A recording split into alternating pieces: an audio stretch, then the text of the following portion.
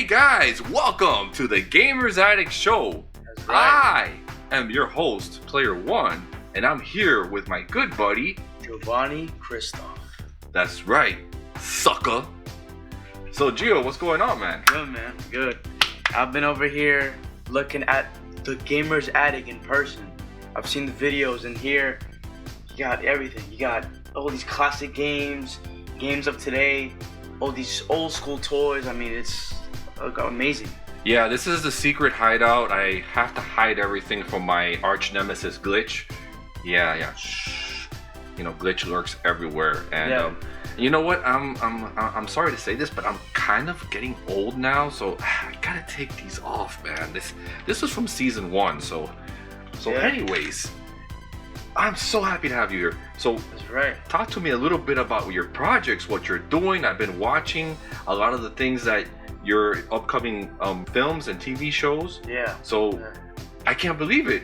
That's amazing. That's right. You know, I started off just watching movies, and then, you know, got so inspired watching all these, you know, these actors doing their thing, turning into different people, and just you see them, and then you see, oh, come on, man, you know, all that crazy stuff.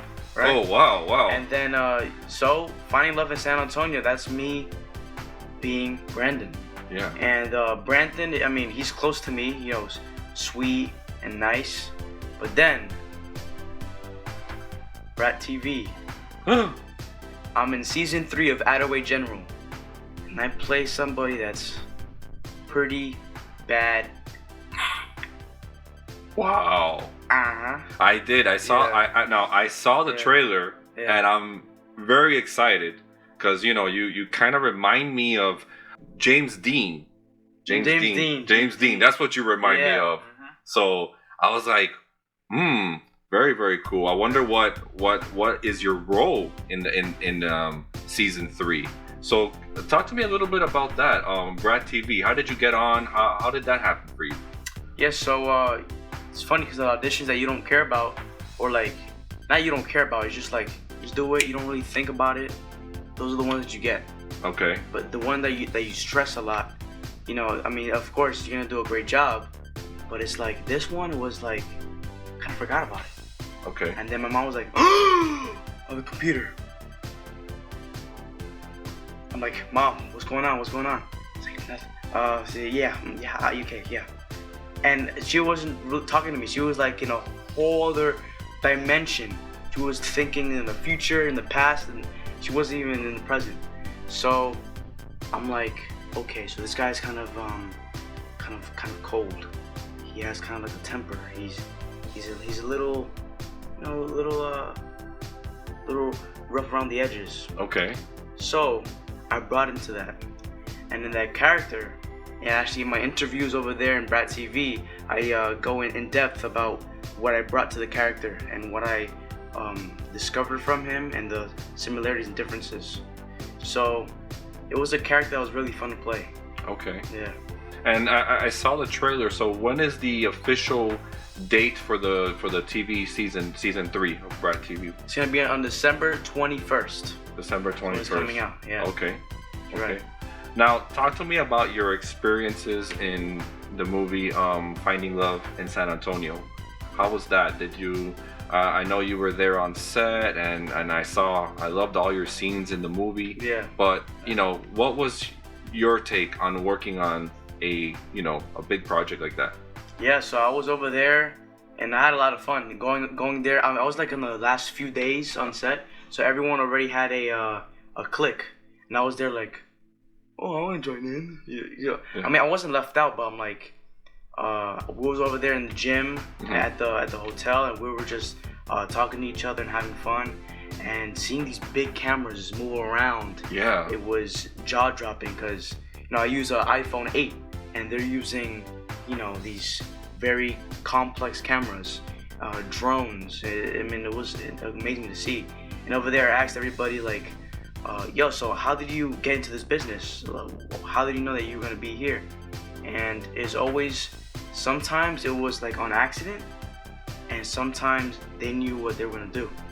So it was very interesting seeing everybody there and personality. Wow. Yeah. Really, really cool. Yeah. So, talk to me, because I know you mentioned, big projects and cameras and working on things like that. I know you have a YouTube channel, and it's called Geo's World. Mm-hmm. And I've seen some of your big projects there, like Cacawaps. Mm-hmm. And that was really funny, guys. You gotta check it out on his channel. Cacawaps. And Sunset City, which was a big, that to me was like a video game GTA, live action, film. What was your experience with that? Because you filmed with an iPhone 8, and it was a film that was over 90 minutes long. It was a full featured film. Yeah. How did you come up with that idea? What made you want to do something like that? Well, me and my friends, we were talking about it in 5th grade, like just a sleepover. And we woke up and then we just, in our pajamas, just playing around. And we came up with the Cacawaps. And then we tried to come up with a bad guy team. And I came up with the name Coco Weaves. And I thought we all thought it was good. But then my dad was like, no, how about something like Los Malos? Los Malos. So Cacawaps versus Los Malos, and they're fighting for the rings and all that. And it was honestly, we had a blast. Doing those nice, cool shots. I got to really understand myself, and my friends, they got to understand themselves and like what we really want to do. And then that was amazing because I went in my school giving out flyers all over the school. Everyone was talking about it, and like people looking at me, people I didn't even know, like, hey, you're the guy from that movie. I'll go to a restaurant, I'll go to a store, hey, you're from the Cacawaps, and it was hilarious. And then I went to their house again, my friends, and we were talking about Sunset City. And at the time, I didn't really know or understand what the mafia or the mob was. Mm-hmm. I had an idea, like, come on, what do you want to do, man? Right? But then, after, careful talking about the story and stuff, when I made this guy called Sonny Vespucci. Because Sonny is like an 80s name. Yeah. And the Vespucci, I got it from like something Italian. Something mobster, Italian, yeah. Okay. So then this guy, he comes from Italy. He wants to be a painter, goes to Sunset City.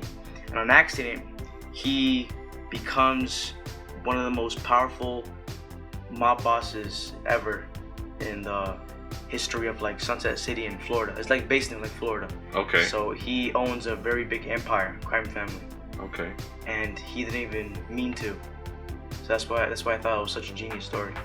Now, for something like that, you wrote a big skit, or was it just like we just did it? Like, you just did it. Improv. Yeah. Improv.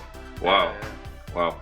Because I've kind of done stuff like that where without just winging it.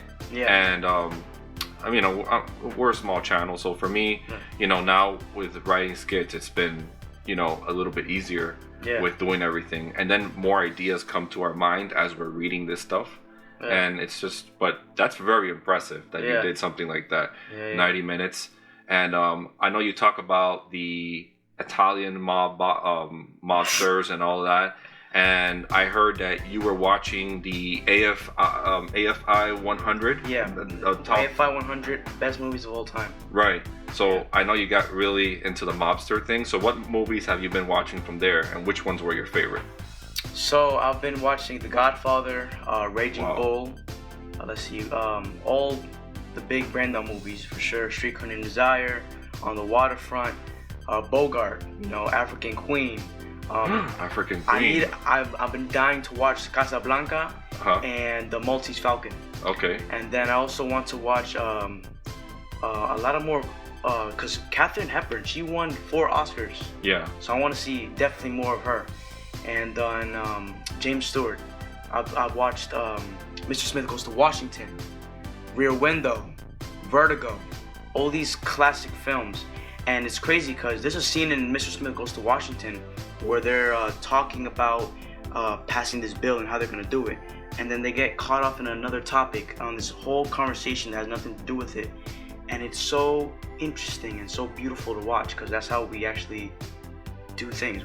We talk about, let's say we're talking about the Gamer's Attic, but then we spiral into Superman or DC. Yeah. So those movies, it really made me think how beautiful and strange humans are. Yeah, and it's definitely a different era, a different time. I've been watching some of the classic movies from the 40s, 50s, and 60s, and it's just a real different experience than from today's movies. Now, I'm not saying that today's movies are not as well done as it's a different era, and I think in that era it was just you didn't have like the CGI, of course, and all that technology stuff. It was just like a camera and your crew, and that's it. So they must have had a lot of challenges with that, because I think today they might be a little bit easier to work around. I'm sure you have your challenges, but that's pretty cool. And like for me, like right now, I've been getting a lot into music, like old records and stuff from the past, because it just sounds so amazing. So I'm definitely impressed that you're talking about the old movies and all of that stuff. So especially Marlon Brando. So is that one of your influences? It's my number one influence. Okay. Him, De Niro, and Pacino. Wow. Those are my top three. They're just amazing. Now I know that you're a big pro wrestling fan. You really like going to local indie shows. What is your experience with the local indie wrestling shows? Can you tell me a little bit about that? Because there may be people who have never gone to an indie wrestling show. They've probably gone to WWE Raw, AEW. What experience do you get from going to these local shows? Well, something that you have to rep the Few. The Few. An organization that my dad created. Fanatics Enjoying Wrestling. So we do this thing all day. We just kill it. We go to Chinese buffet. Then we have a little pre-slam. We just chilling and we're just talking about wrestling or just whatever. Then when the show starts, we go wild. So we get our drinks, we got our food, and we just start chanting. We boo, we mock, we just start interacting with the wrestlers, because when we watch WWE, we watch it through a screen or we like far away in the arena. But there you could high five them, you could touch them, you could you're at ringside. You're ringside. You could yell at them and they'll answer you back. It's amazing. Yeah. And I keep going to them because, first of all, hanging out with the Few is a blast. Of course. And seeing all these wrestlers and appreciating what they do. And the Few started back in 2013 by my good friend Humphrey Montoya, which is Gio's dad. Yeah. Amazing guy. So it's been around for 8 years. 8 years. Wow. So if you're in the local Florida area, Miami area, look up on Facebook The Few Show or the group The Few, and you'll see a lot of our pictures, a lot of our experiences. You gotta go check it out. It's a big family, and if you want to join us, you're a big fan, hey, come on out. Send us a friend request, an invite, membership. We'll have you in there, and trust me, you don't want to miss any of those indie shows. So very fun. Yeah, amazing. Yeah. And also, like, I know that I've seen a lot of you of your dance moves. You do some pretty good Michael Jackson. What's up with that? What was that about? So when I was 3, we had this, the box TVs. I miss them so much. We used to put this movie, I think it's called Thriller, something like that. Okay. Where it just shows him doing all these music videos, doing all these stage performances, him practicing, and I'll just watch him and I'll start dancing on the screen, and I'll be like, hey, ow, doing all that stuff when I was like 3, 4, and then I went to all these parties, and then Michael Jackson took a big influence on me for sure. Wow. So yeah. That's awesome. That's awesome. So so far we've talked about your acting career so far, your music influences a little bit about your dancing, Michael Jackson, a little bit of the pro wrestling. I'm a big fan. But the last part that I want to get to here, which we haven't talked about, which is the biggest thing on the Gamer's Attic, is video games. Now I've seen you play Fortnite. You are a machine. How do you get those skills? Tell me about Fortnite, because I've tried to play Fortnite, and I'm sorry here, video game community, I suck at Fortnite. I cannot, for the love of God, I probably have only 2 kills in the whole game of Fortnite. So how did you get so good at that? Well, with every game, with life, practice makes perfect. So what I just went in, and the mechanics are very hard. Getting into the game, it's kind of funny. I actually got the PS4 to play that game, pretty much. Like I had the PS3 and the PS4, and then I was so, into the game. I'm like searching up YouTube video tutorials, how to get better, how to last longer, because it's a battle royale. It's number 1 out of 100. So it's like going through all these mechanics, learning the sensitivity, learning how to shoot, how to better your aim, how to build better, how to edit your walls better. And it's just like that, and acting and filming. I feel like there's nothing different in between, because all you have to do is put the work in and you get a result. Yeah, just practice makes perfect. Yeah. And I don't know, I guess I'm at an age now where I don't have the patience anymore, but that's just me being honest. So before we leave, I have a fun game to play with you. All right. I'm gonna show you some video games based on movies, or video games, like, video games and movies. All right. So you're gonna tell, there's no right or wrong answer. You're just gonna tell me, oh yeah, I've seen that movie. I didn't know it was a video game. Okay. So here we go. We'll start right here. It could be a TV show. Got a TV show as well. So the first one right here is.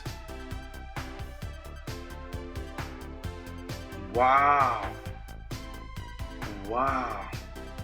No, I've seen a lot of good clips from this, from Knight Rider. And I've yet to see it. Man. Is it from the 80s? This is from the 80s. It's a TV show with David Hasselhoff, and it's, it's with him and his car. I think it's a Trans Am named Kit, and it's like a technologically advanced AI. Yeah. Really cool show.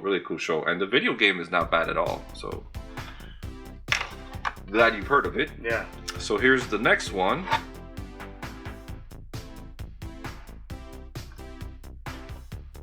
Platoon.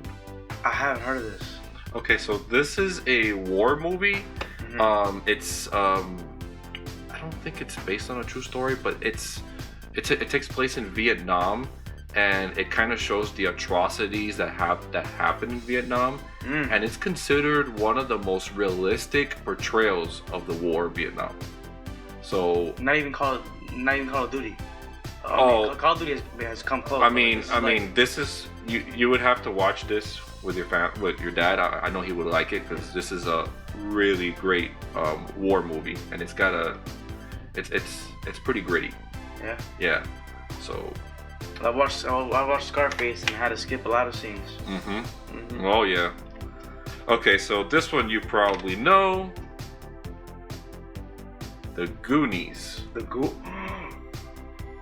They made a game on this?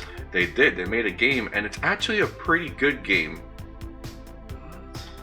Now, you know that there was never a sequel to the Goonies, because when people say Goonies 2, this is that's pretty cool, right? Because there was never a sequel to it. So people are like, Goonies, there was a Goonies 2.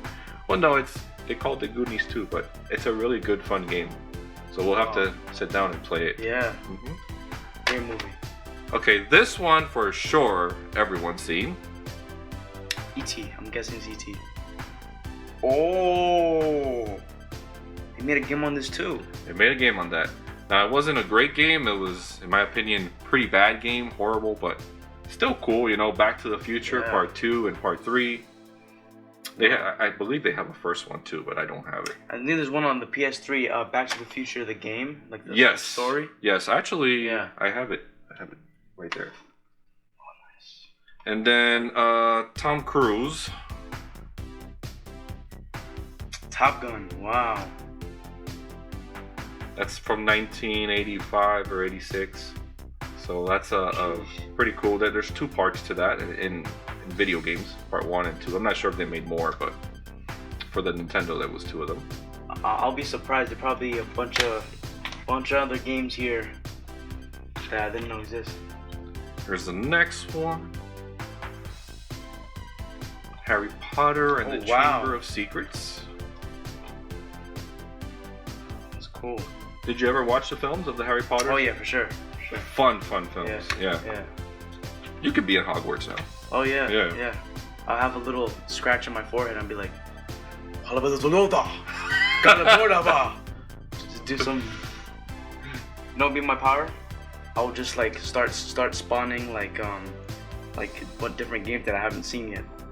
Because I know going through all of this will take hours. Yeah, there's probably more movie-based games there. I just pulled a couple of out to make it interesting. Yeah. All right, so. No way.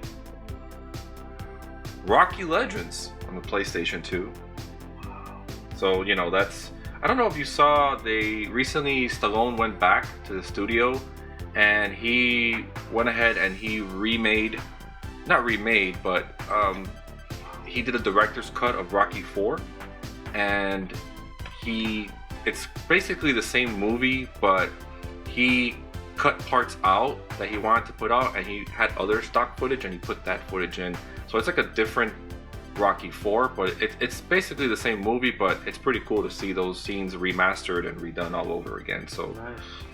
Yeah. All right, we're getting down to the nitty gritty. Jaws. Don't know. Now, are you the shark or are you the? You are Jaws. So you're wow. So you're eating people, and this was the movie. You are Jaws. This is the movie, Mr. Cristoff, that scared me to go into the ocean, to go into the beach. It scares me. It's still one of the scariest movies of all time because, you know, you're going into the water, you don't know what's underneath you, and when I saw this, I was like, oh man. You know, Jaws and Rocky is actually on the list, on the AFI list. Yeah. Yeah, I didn't know that. Yeah. I knew Rocky was. I didn't know Jaws was. Yeah. Cool. And of course, this is GeoMaster's favorite game. Probably no favorite films. Yeah. This, oh my gosh.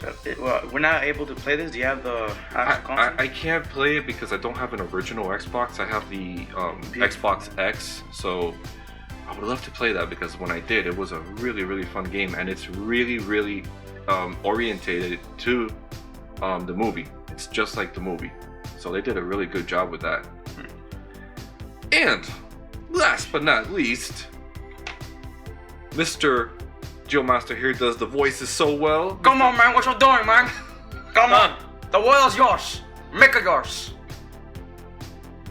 So, yeah, Crazy. Scarface, which is a really, really good game, too. Man, this suit is so fly, man. You gotta wear that. One day. Yeah. You know, we'll go out and, maybe I'll confront Glitch with you by my side because, you know, he is kind of a bully, so. Cockroaches. He a big cockroach, man. So, there you have it. A couple of games. What you think? Man, if I was able to play all of these, I would. If I had all of this, I think I would go on a marathon. Marathon of gaming. I would go on a marathon. Yeah. Yeah. Oh, pretty cool. And Sure. well, anyways, I want to thank you so much for being here on the Gamers Addict Show. Guys, check out Geo's World on YouTube. Go to the search box and type in Geo's World, and you can see many of the videos he's done there. A lot of the films, a lot of the projects that he's done, and he does a lot of gaming too. So, also, where can we find you online? So on Instagram, you can find me Giovanni Cristoff, and on TikTok, you can also find me Giovanni Cristoff. Okay. And then yeah.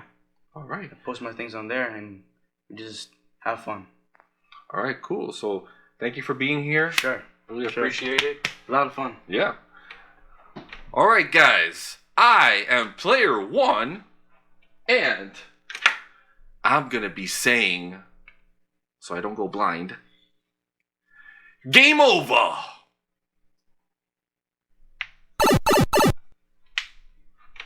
Where'd he go? Gio. Oh, Gamers Addict Show, the video game, coming soon. Enough said.